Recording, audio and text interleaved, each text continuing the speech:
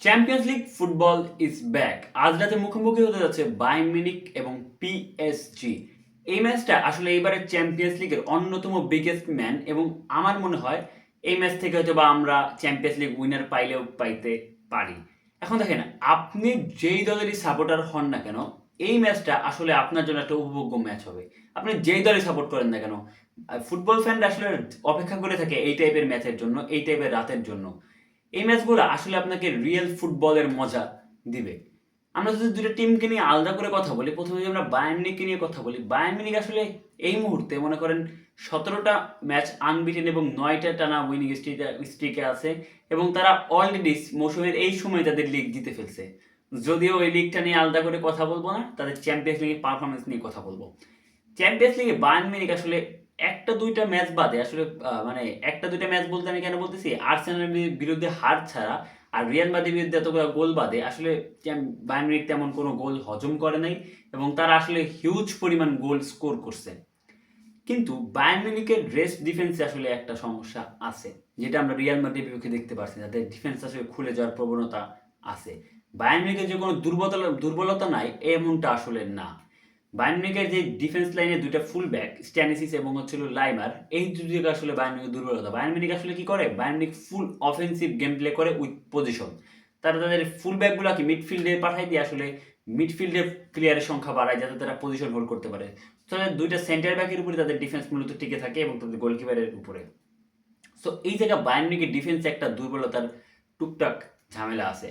আর অন্যদিকে তাদের অ্যাটাক যে আমরা কথা বলি, তাদের মিডফিল্ড এবং তাদের অ্যাটাক এটা ছিল ওয়ার্ল্ড ক্লাস। এই জায়গা মনে করেন কোনো অংশে তারা কম না বিশ্বের সেরাদের সেরা থেকে। মাইকেল ওলিজে যে ফর্ম, সে আসলে ব্যাঙ্গারগুলো মারতেছে ডি বক্সের বাইরে থেকে, হ্যারিকেনের ফর্ম। হ্যাঁ, তাদের জন্য দুই একটা আসলে দুঃসংবাদও আছে, যেমন চার্লস গ্যানাব্রির আসলে ইনজুরি। তবে ওই জায়গাটা আমার মনে হয় পূরণ করার জন্য মুসিয়ালাই যথেষ্ট।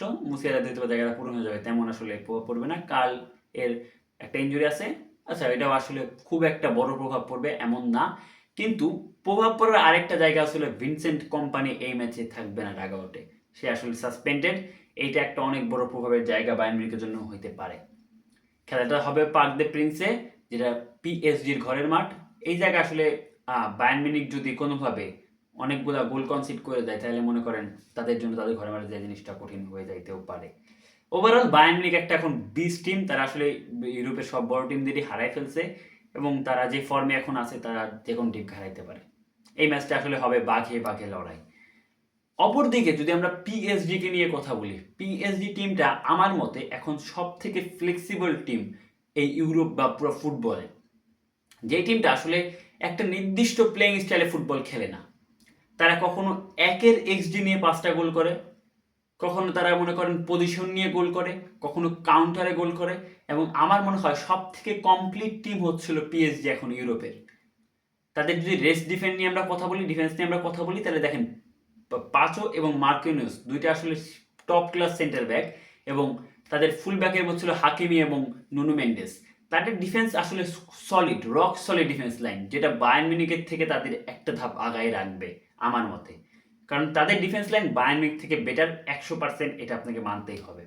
এখন যদি আমরা মিডফিল্ডে যাই, পিএসজির মিডফিল্ড আসলে অন্যরকম। ভিটিনিয়া, জাইএমডি এবং জাউনেভেস বিশ্বের সেরা সবগুলা মিডফিল্ডার আসলে এই টিমের, এবং এই পিএসজি আসলে তাদের মিডফিল্ডে আসলে তাদের প্রতিপক্ষকে ঘায়েল করে ফেলে। অন্যদিকে তাদের মানে যে ফরওয়ার্ডগুলো খেলে উইঙ্গার ডুও, ডেজরে ডুয়ে, কোয়ারা এবং হচ্ছিল ডেম্বেলে, তিনজন আসলে খুবই ফ্লেক্সিবল ফরওয়ার্ড। তারা পজিশন চেঞ্জ করেও খুব ভালো খেলতে পারে। ডুয়ে কখনো লেফট উইংয়ে চলে আসতে পারে, রাইট উইংয়ে চলে যেতে পারে, ডেম্বেলে নিচ থেকে বিল্ড আপ করে প্লে মেকিং করতে পারে। আমার মতে এই টিমটা আসলে ইউরোপের বেস্ট টিম এখন। এবং খেলা যেহেতু পার্ক দে প্রিন্সে, পিএসজির ঘরের মাঠে, তো আমার কাছে মনে হয় যে পিএসজি হয়তো বা এই ম্যাচটায় এক গোলের লিড নিয়ে হয়তো বা যাইতে পারে বায়ার্ন মিউনিখের সেকেন্ড লেগে। আমার পার্সোনালি মনে হয় পিএসজি হয়তো বা ম্যাচটা জিতবে বা ড্র হতে পারে, কিন্তু বায়ার্ন মিউনিখে জেতার চান্স খুবই কম এই ম্যাচে।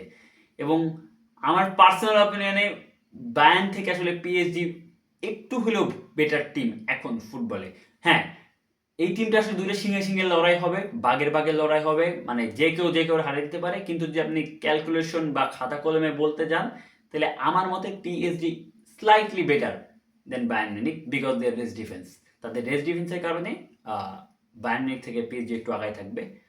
সো আমার মনে হচ্ছে যে পিএসজি হয়তো বা ম্যাচটা বের করলেও করতে পারে ফার্স্ট লেগে, সেকেন্ড লেগে যে আসলে কি হবে সেটা পরে দেখা যাবে। সো আপনারা আপনাদের মতামত জানাতে পারেন, ফেসবুক থেকে দেখলে ফলো করতে পারেন, ইউটিউব থেকে দেখলে সাবস্ক্রাইব করতে পারেন। ধন্যবাদ।